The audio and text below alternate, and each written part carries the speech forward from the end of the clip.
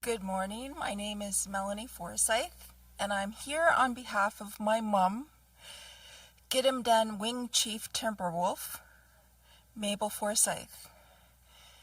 The town of Smithers is on the traditional territory of the Gidimt'en Hiyah territory, and which means grizzly house. And so on behalf of my mom, Timberwolf, and our house chief, Was, Frank Alex Sr., I would like to welcome you to the traditional territory of the Gidimt'en clan's Hiyah house. Thank you. Hari, Denizit, Zakazit, Skyzit, Saisozit, Diana Johansson. I'm one of the group members of Ewk Hiyah Hozdi dance group, and today we come to you with some songs to. The first one is going to be the Undamenak, and this is one that we sing in the feast hall for our spouses and our children. Masai.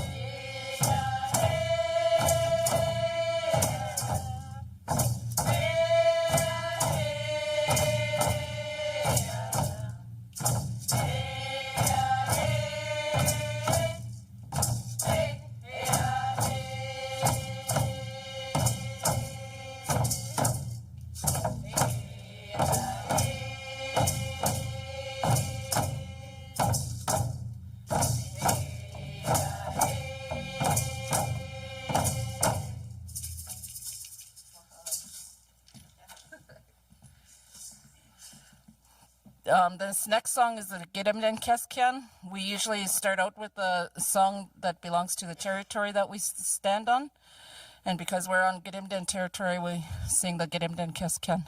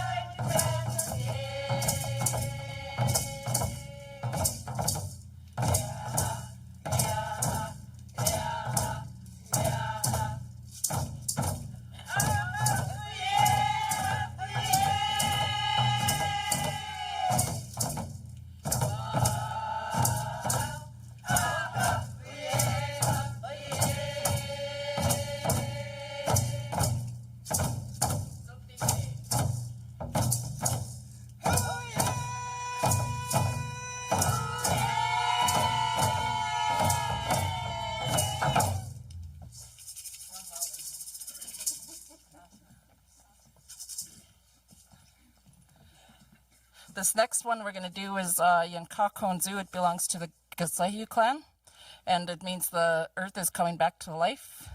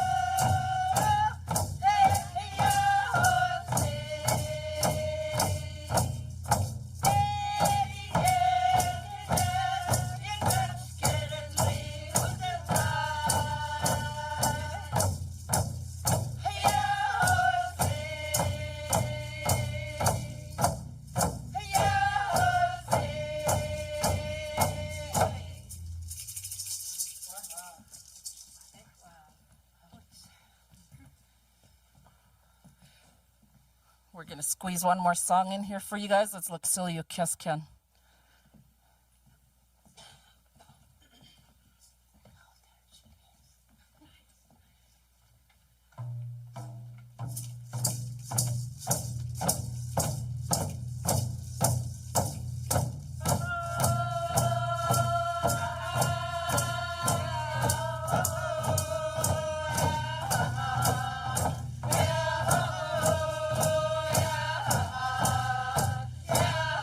Oh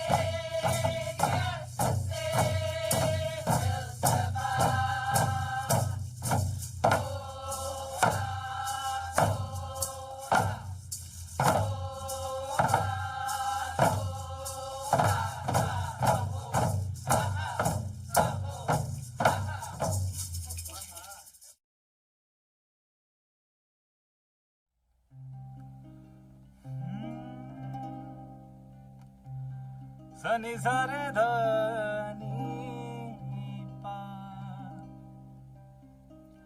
मपदा धनी रे सा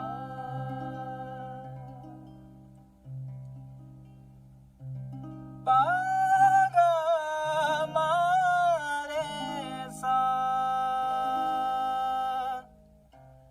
धनी रे सा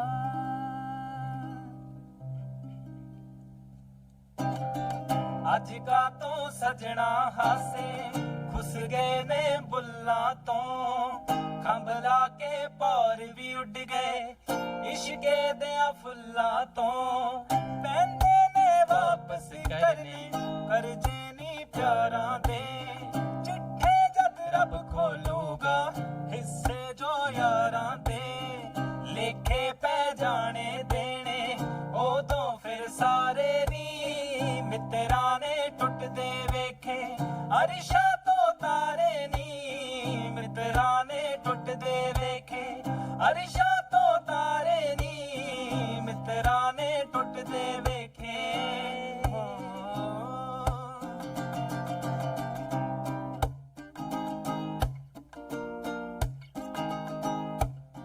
ਬੱਦਲਾਂ ਦਾ ਬਣਿਆ ਧੂਆਂ ਸੂਰਜ ਤੱਕ ਸੜਿਆ ਨੀ ਚਾਨਿਓ ਦਾ ਹੋਰ ਕਿਸੇ ਦੇ ਕੋਠੇ ਜਾ ਚੜਿਆ ਨੀ ਬੱਦਲਾਂ ਦਾ ਬਣਿਆ ਧੂਆਂ ਸੂਰਜ ਤੱਕ ਸੜਿਆ ਨੀ ਚਾਨਿਓ ਦਾ ਹੋਰ ਕਿਸੇ ਦੇ ਕੋਠੇ ਜਾ ਚੜਿਆ ਨੀ ਇੰਨਾ ਕਿਉਂ ਮਾਣ ਜਵਾਨੀ ਕਰਦੀ ਮੁੰਡਿਆਰੇ ਨੀ ਮਿੱਤਰਾਂ ਨੇ ਟੁੱਟਦੇ ਵੇਖੇ ਅਰਸ਼ਾਂ ਤੋਂ ਤਾਰੇ ਨੀ ਮਿੱਤਰਾਂ ਨੇ ਟੁੱਟਦੇ ਵੇਖੇ ਅਰਸ਼ਾਂ ਤੋਂ ਤਾਰੇ ਨੀ ਮਿੱਤਰਾਂ ਨੇ ਟੁੱਟਦੇ ਵੇਖੇ ਹੋ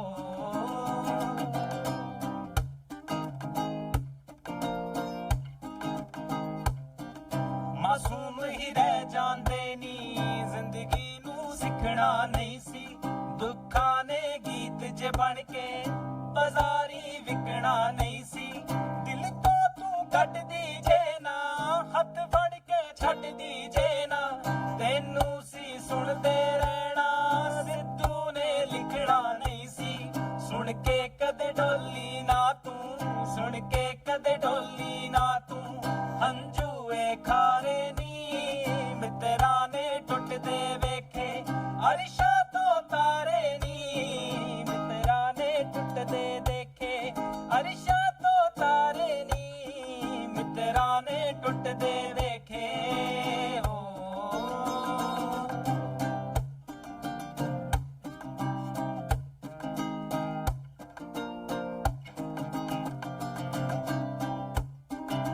ਇਹ ਮੁੰਡੇ ਪਾਗਲ ਨੇ ਸਾਰੇ ਗੱਲਾਂ ਵੱਡੀਆਂ ਵੱਡੇ ਲਾਰੇ ਉਮਰ ਦੀ ਹੋਣੀ ਅੜੀਏ ਤੂੰ ਨੀ ਬਚ ਕੇ ਰਹਿ ਇਹ ਮੁੰਡੇ ਪਾਗਲ ਨੇ ਸਾਰੇ ਗੱਲਾਂ ਵੱਡੀਆਂ ਵੱਡੇ ਲਾਰੇ ਉਮਰ ਦੀ ਹੌਲੀ ਅੜੀਏ ਤੂੰ ਨੀ ਬਚ ਕੇ ਰਹਿ ਇਹਨਾਂ ਨੇ ਚੱਲੀ ਕਰ ਜਾਣਾ ਲੋਕਾਂ ਵਿੱਚ ਕੱਲੀ ਕਰ ਜਾਣਾ ਸੱਟ ਤੇਥੋਂ ਜਰ ਕਿਤੇ ਹੋਣੀ ਬਿਨ ਪੀਤਿਆਂ ਚੱਲੀ ਕਰ ਜਾਣਾ ਸੁਣ ਤੇਰੇ ਤੋਂ ਨੇ ਹਾਰੇ ਕਰਨ ਨੂੰ ਫਿਰਦੇ ਆਕਾਰੇ ਗੱਲਾਂ ਵਿੱਚ ਗੱਲ ਤੂੰ ਟਾਲੀ ਜਾ ਨਾ ਸੁਣਨਾ ਕਹਿ ਇਹ ਮੁੰਡੇ ਪਾਗਲ ਨੇ ਸਾਰੇ ਗੱਲਾਂ ਵੱਡੀਆਂ ਵੱਡੇ ਲਾਰੇ ਉਮਰ ਦੀ ਹੌਲੀ ਅੜੀਏ ਤੂੰ ਨੀ ਬਚ ਕੇ ਰਹਿ ਇਹ ਮੁੰਡੇ ਪਾਗਲ ਨੇ ਸਾਰੇ ਗੱਲਾਂ ਵੱਡੀਆਂ ਵੱਡੇ ਲਾਰੇ ਉਮਰ ਦੀ ਹੌਲੀ ਅੜੀਏ ਤੂੰ ਨੀ ਬਚ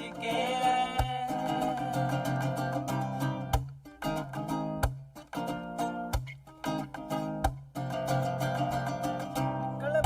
ਸੜਕਾਂ ਤੇ ਕੌਣ ਨੀ ਮੱਛਰੀ ਮੰਡੀਰ ਨੂੰ ਅਨੱਥ ਪਾਵੇ ਕੌਣ ਨੀ ਕਈ ਆ ਯੱਕੇ ਵਿੱਚੋਂ ਫਿਰਦੇ ਕੀ ਡੱਕਿਆ ਇਹਨਾਂ ਦੀ ਐਸੀ ਅੱਗੇ ਬਾਕੀਆਂ ਦੀ ਡੌਨੀ ਕੁਣੀ ਤੋਂ ਸੁਣੀ ਦੇ ਆ ਮਾੜੇ ਮੁੰਡੇ ਮਾਝੇ ਦੇ ਕੁਣੀ ਤੋਂ ਸੁਣੀ ਦੇ ਆ ਮਾੜੇ ਮੁੰਡੇ ਮਾਝੇ ਦੇ ਵੇੜੇ ਜੇ ਝੱਟ ਕੂੜੇ ਧਰ ਦਿੰਦੇ ਮੋਰਨੀ ਮੋਰਨੀ ਗੱਡ ਟਾਈਮ ਦੇਖਣੇ ਚ ਯਾਰ ਨੀ ਫਿੱਟਾਂ ਉੱਤੇ ਜੱਟਾਂ ਦੀ ਆ ਟੋਰਨੀ ਮਾਝੇ ਵਾਲਿਆਂ ਦਾ ਚੱਲੇ ਧੋਰਨੀ ਮਾਝੇ ਵਾਲਿਆਂ ਦਾ ਚੱਲੇ ਧੋਰਨੀ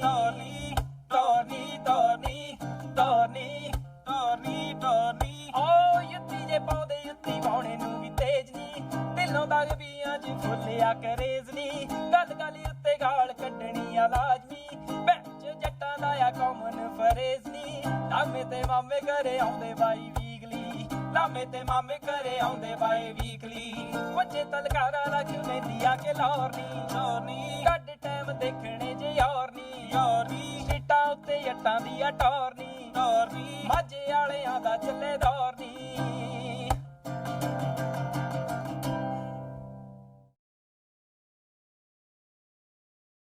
So, hello. Nice to see everybody. My girls and I, my name is Joanna. My girls and I are going to be doing some Scottish dancing. So it's Highland dancing. And I think the area of Smithers is no better place to do it than feels like the hills in Scotland. So this is something I would have done as a little girl growing up in Newfoundland. But I haven't done it since I was like 16 years old. It's a lot harder to do after you've had 3 kids. But anyways, JJ is here today, and this is my youngest. Do you want to say hi? Anyways, JJ is going to show us, and she's not quite going to do the whole dance with my older kids because it's pretty hard to do, and it doesn't look hard when you see it, but it actually is quite hard to do the steps. It's pretty athletic dancing, and she's just going to show us the first step, how we do it. So JJ, come out just a little bit here. Let's go in the middle. Yeah, there you go. And can you put your hands on your hips there for me? And where does, yeah, and so when you do Scottish dancing, you're going to have your hands like this. Yeah, oh, well, you can do that too. But you put your hands in the middle there for me first. Put them right in the middle. There you go. And then can you show how you come out to the side? And then what do you do, JJ? Yeah, you go behind. Yeah, and then you go in front. And then you go behind. But the trick is, you actually have to jump when you do it, don't you, JJ? So should we do it together? Are you ready? So let's go, right? And do a bow first. Nice bow. And then we're going to go, ready? Out to the side. Jump, jump, jump, jump. Very nice. Let's do it one more time. Do the other side. So we're going to go, let's switch legs. Are you ready? Jump, jump, jump, jump. And then can you take a bow, JJ? Put your hands together and take a bow. There you go. Perfect. Good job. Excellent. And there's one last thing I thought I'd share with you guys. When you do the dancing, you'll notice that the hands come up. And the hands are meant to be like the antlers of a stag. So it's really athletic dancing. Both hands are up at certain points, so you really get a great workout. And apparently people used to do these types of dancings in order to pick the strongest men for battle. So traditionally it would have been men that would have done these dances. All right, so we're going to hear, first of all, from my 2 other girls. They're going to take part in the Highland Fling, which is kind of the one you guys are probably all have seen before. And we're going to do what's called the 4-step fling.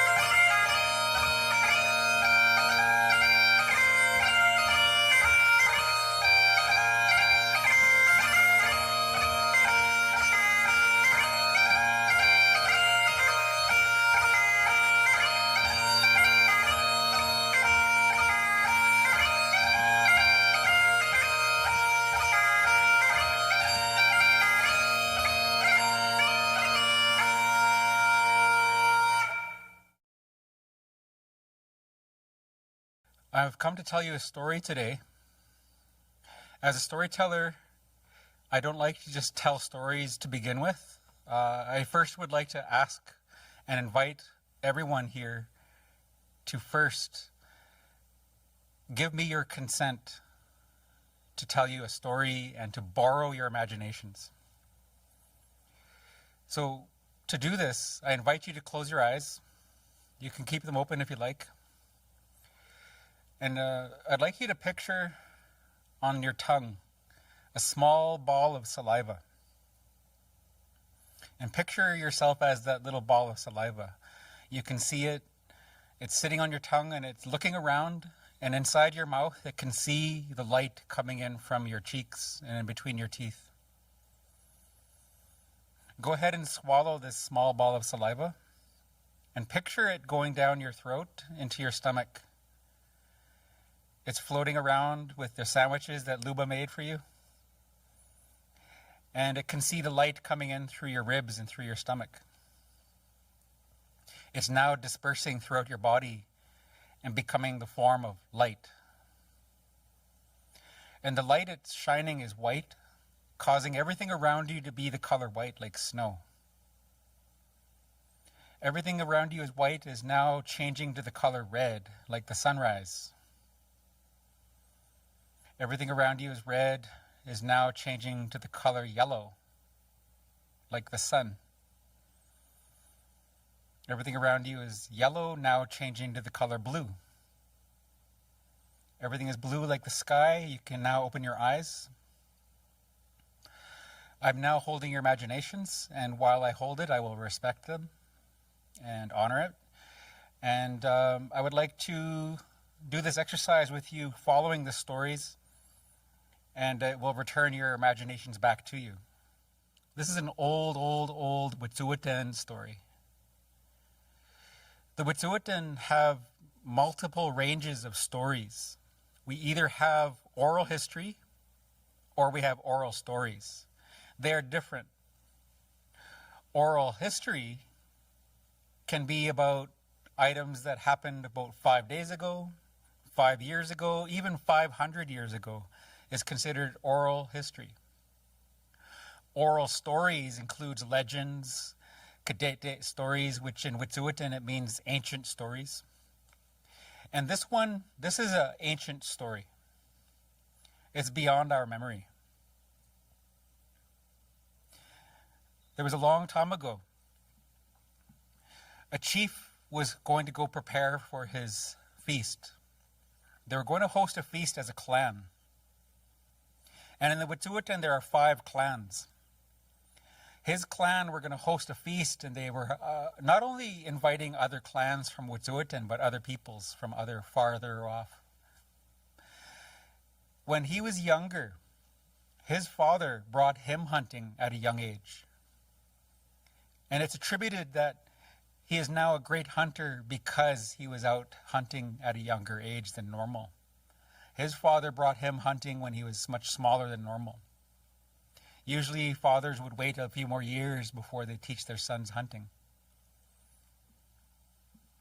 And so in this long time ago, this chief decided he was going to bring his baby son hunting to show him how to properly hunt the territories. And he wore a sling around his chest so he could hold his baby, and he had his hands free. He could hold his weapons and his tools for hunting. But his son was sleeping in this strap, this sash. And his head could peek out and look around. But he was snugly wrapped around his father's chest. So we're also taught when we go hunting and trapping that we do not fill our stomachs. When we're on our way to the territory, or when we get there, we're about to hunt, we are taught to hunt with an empty stomach. And this is a message to the territory, the Yinta, that we need some food in our bellies. If we go hunting and trapping with a full belly, we're messaging to the Yinta that we don't need anything. We have a full stomach. And so it's part of our culture to go hunting with an empty stomach. So in this long time ago, they wore a strap around their waist and a pouch on their side. And inside that pouch, there was emergency items inside it. Fire-making tools. There was also tool-making tools that they could make knives or axes with knapping. They had sewing items and sinew in case they had to repair either their clothing or even their body. And they had medicines inside that pouch. And as well, they also kept a strip of dried fat. And that strip of dried fat was a special piece of fat that had an immense amount of energy inside it. So when it was boiled down into a broth, they could drink the broth, but they didn't fill their belly. And that was their energy when they were out hunting and trapping. His Yinta had a drought at this time. There was a drought on his land. So there was also very little water to have, so he couldn't boil his broth. So both him and his son were very hungry in that time that they spent out on the Yinta. They were far away from the village. Back at the village, there was a brother and a sister. And they were just on the outskirts of the village, hiding in a camp that they had built. They had a lot of firewood stockpiled in this little camp. Back then, in this long time ago, only the boys were taught how to build fire and how to build camp. And this boy didn't know why, but he decided it was important for him to teach his sister how to build camp and how to build fire. And so they were out hiding so that he could teach his sister how to build fire and how to build camp. And there was long poles, there was firewood stacked out there. And they were practicing all kinds of fire building. And so they were busy doing this. Back to the father and the son.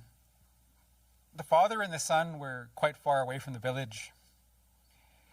And he was starting to get dizzy. His eyes were starting to play tricks on him. And he was approaching what we call being bush crazy. He was going mad. He was getting a bit of a madness in him. And he was so hungry and weak that every time he injured his body in some way, because he was stumbling, he didn't notice the pain. He was numb from pain. He was going bush crazy. And so he also did not notice that in his sling, his son had bit him. His son was sleeping and dreaming.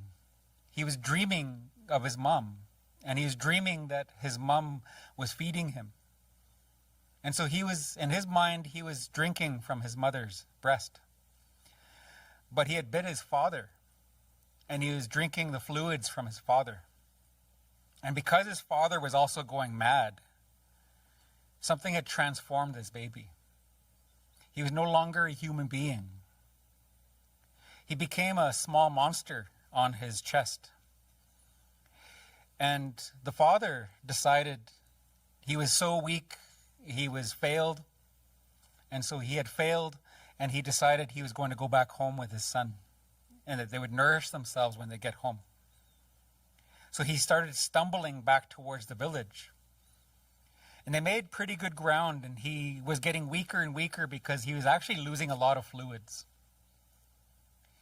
And when he got to the village, he walked right past that camp with the brother and sister. He didn't even notice them. They were very quiet watching him. They walked past. And he went into the village, and in the middle of the village, there's people busy. There's people busy doing their business throughout the village.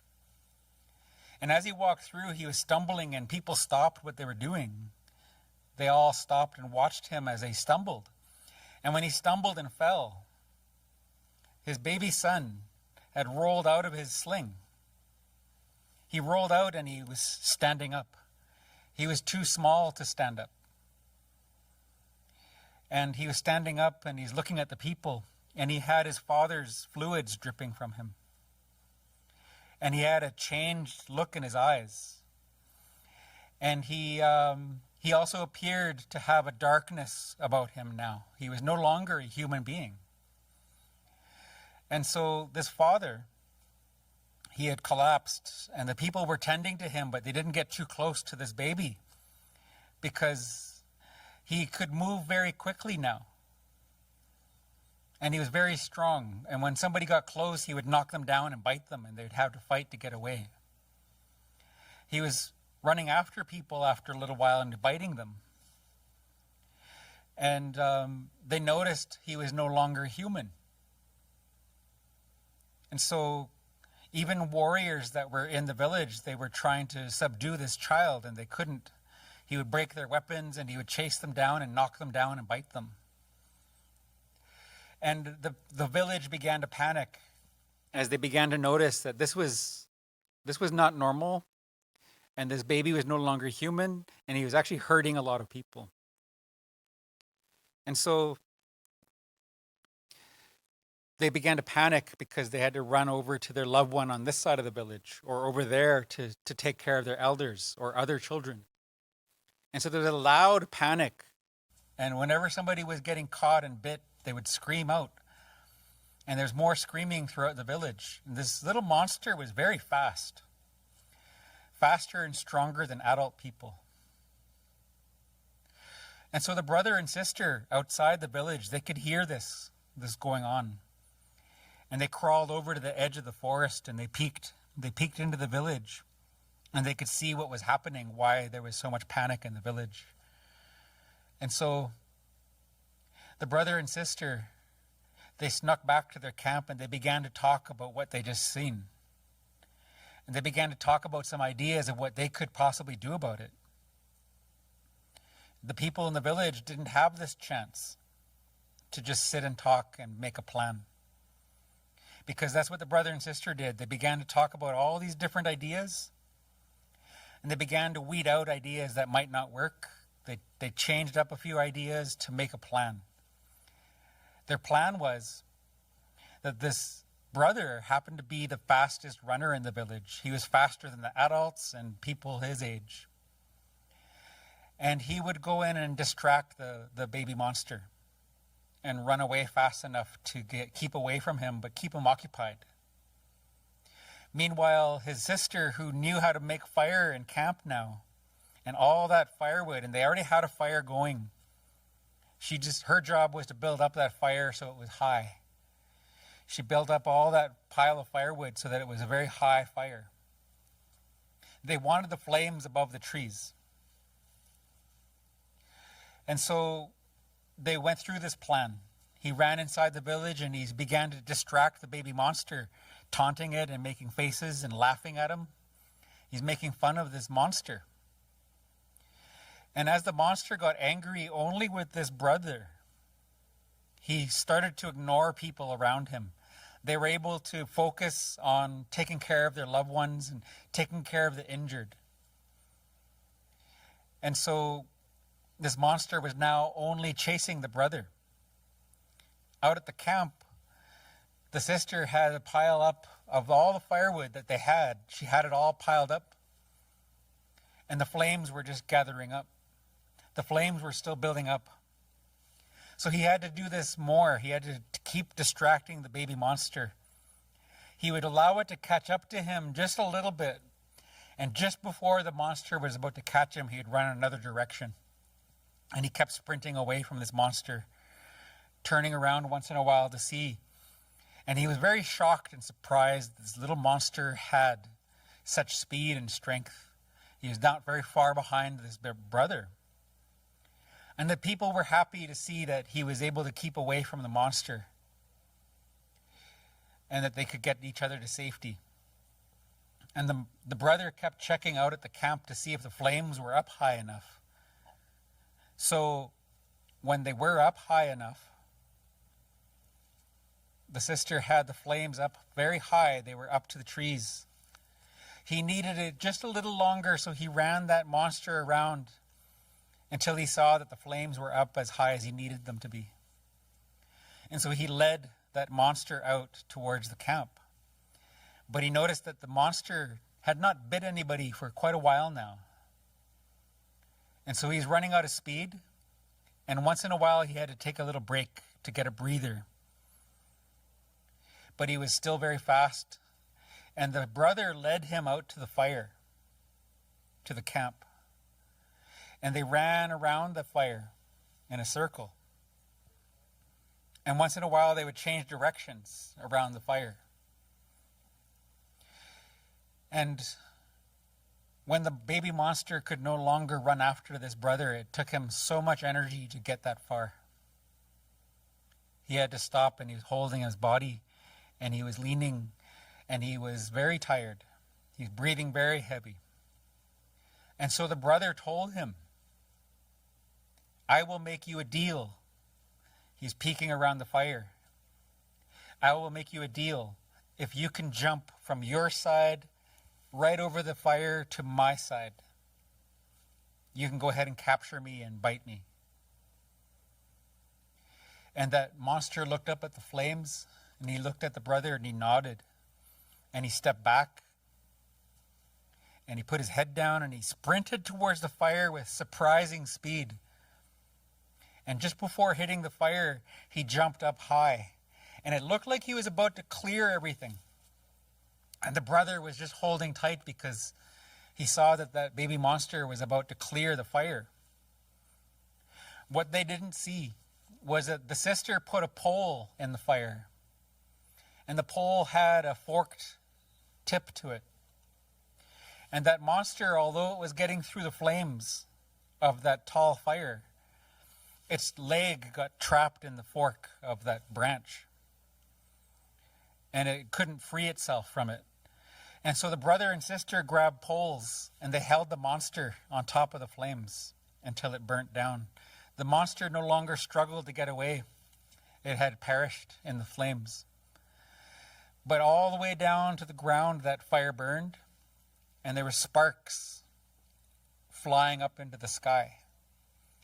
And those sparks, when they went out in the midair, they didn't land on the ground. All those sparks began to fly around, and they flew into the village. And they landed on people, and it felt like a hot spark landed on them, and they'd slap at it. And all the people felt it. These ashes didn't land on the ground. They all landed on the people in the village, biting them. And when they slapped at it, they'd look, and there was a little nose and little legs, and those were the first mosquitoes.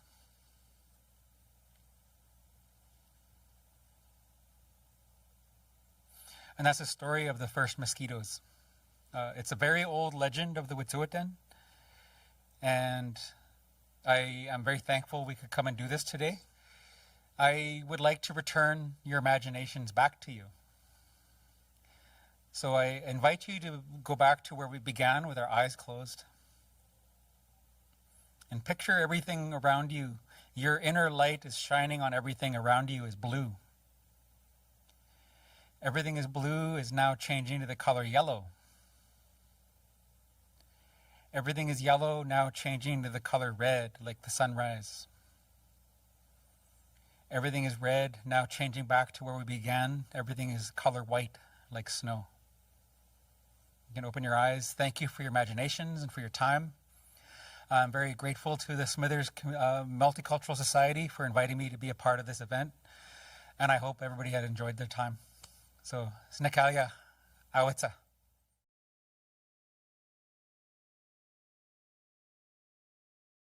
Denise, Jacuzzi, Skyze, Hari, Sai, Kelsey, Abraham, Satney, Jane, Wet'suwet'en, Kidum Den, Be, Bekeo, Messiah, Disney, Jane, Chiditli, and to dance.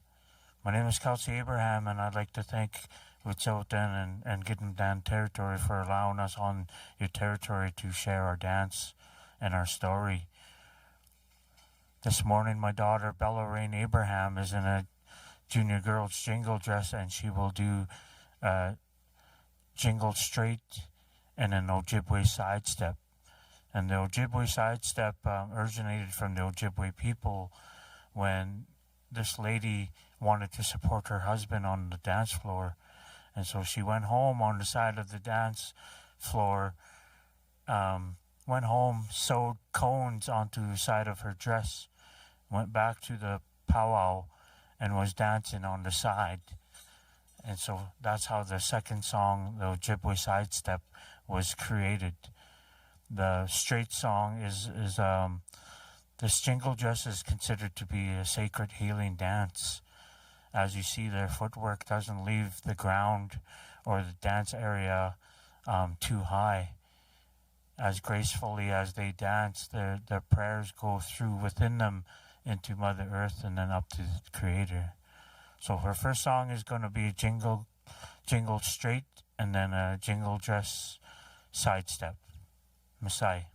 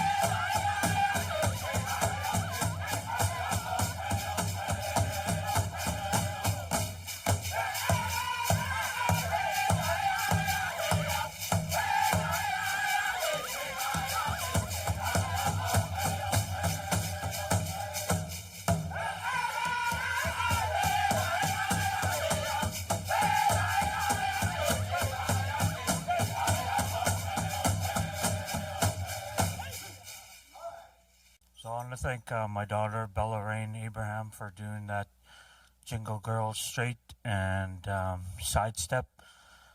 And now I'm going to dance Men's Grass. And the regalia you see me wearing is Men's Grass. And we use yarn or ribbon. And traditionally, we dancers would go out first and cleanse the dance area, cleanse the arbor. And in Alberta and Saskatchewan, they still do this to where the grass is this high. And we dance and we stomp the grass down and flatten that area and cleanse for the rest of the dancers that will dance after us. And that's traditionally what grass dance is all about. There's two different styles, old style and contemporary. I do a little bit of both. And so for my first song, I will be doing a Men's Grass straight. And then I'll take a little water break, and then I'm going to do a double beat and a crow hop for you. Thank you.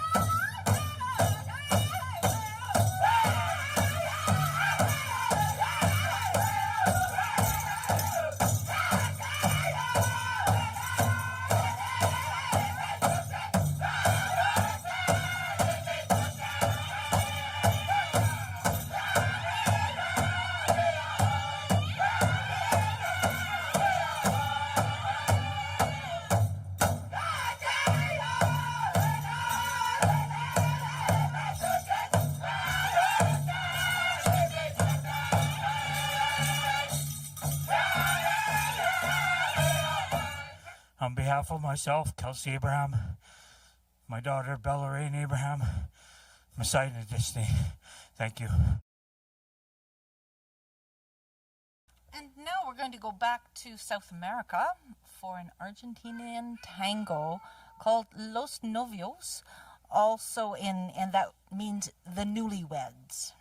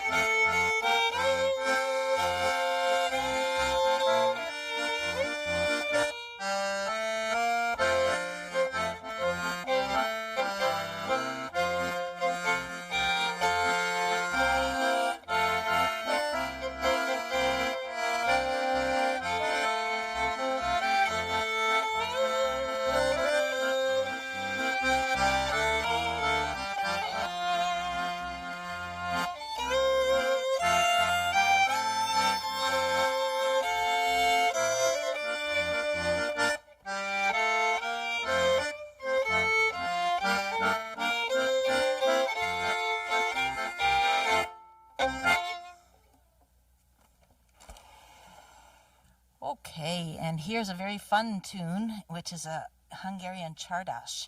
Now, some of the dancers who are coming up next may have danced a Csardas. Have you danced any Csardashes? It's kind of a young person's flirtatious dance. It starts out very slowly and then ends up with kind of a spectacular fast part. Enjoy. Forget how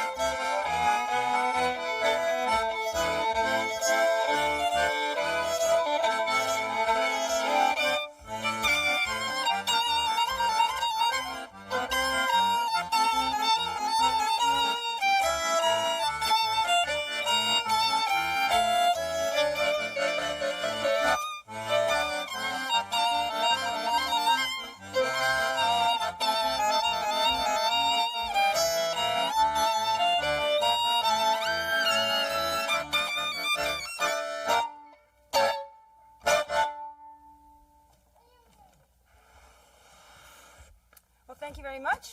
Thank you, dancers. Thank you, audience.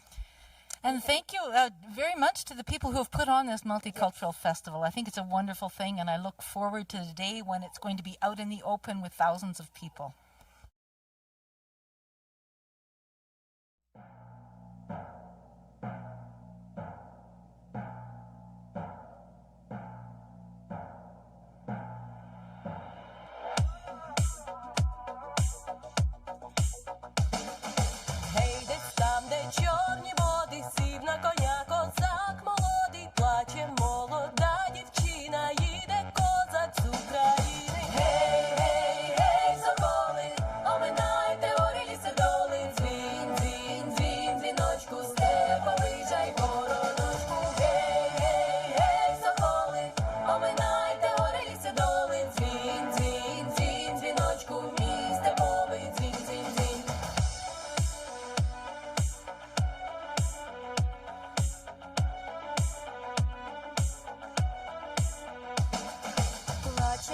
плаче дівчинонька, люба моя ластівонька, а я у чужому краю, серце спокою немає. Гей, гей, гей, соколи, оминайте гори, ліси, доли, дзвін, дзвін, дзвін, дзвіночку, степовий жайвороночку. Гей, гей, гей, соколи, оминайте гори, ліси, доли, дзвін, дзвін, дзвін, дзвіночку, мій степовий дзвін, дзвін, дзвін.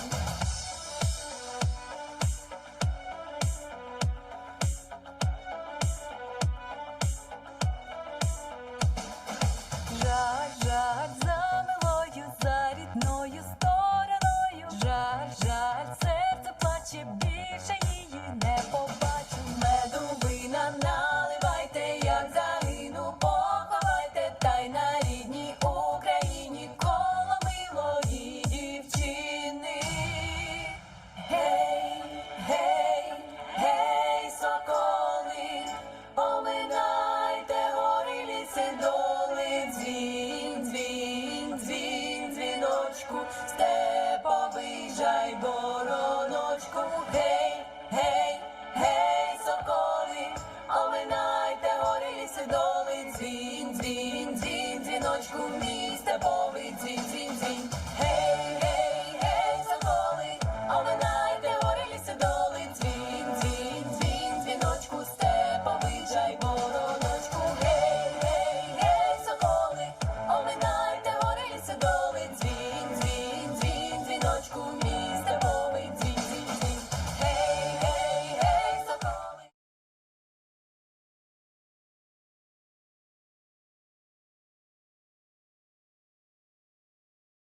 Hello, my name is Jordan Daffiel. I'm the director of the Smithers Community Band, which is what you see before you. We are very pleased to be playing today. We would like to play, start with a piece that draws from the British heritage of the community band and the brass band. It's called Three Airs from Gloucester. Enjoy.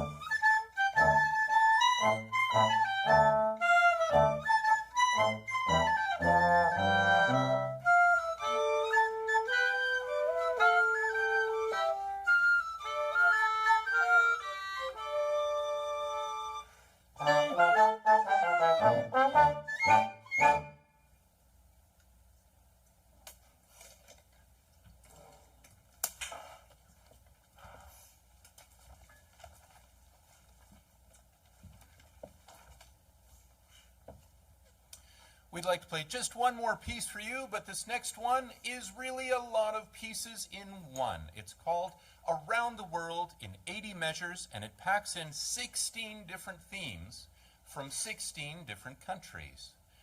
If you want a challenge, see if you can keep up with us. You only get 4 bars per tune and see where every theme comes from. I'll give you a hint. We'll start with Canada.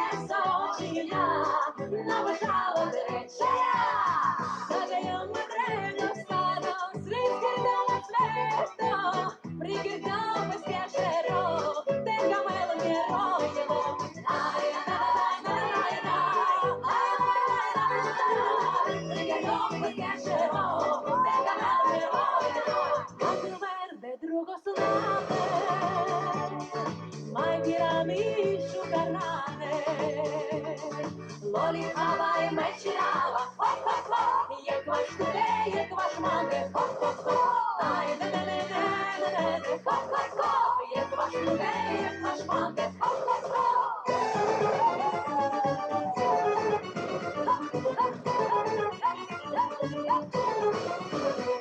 В небе синюю птица бьется, а вокруг весна смеется. Ты сказал, что сильно любишь, на других смотреть не будешь.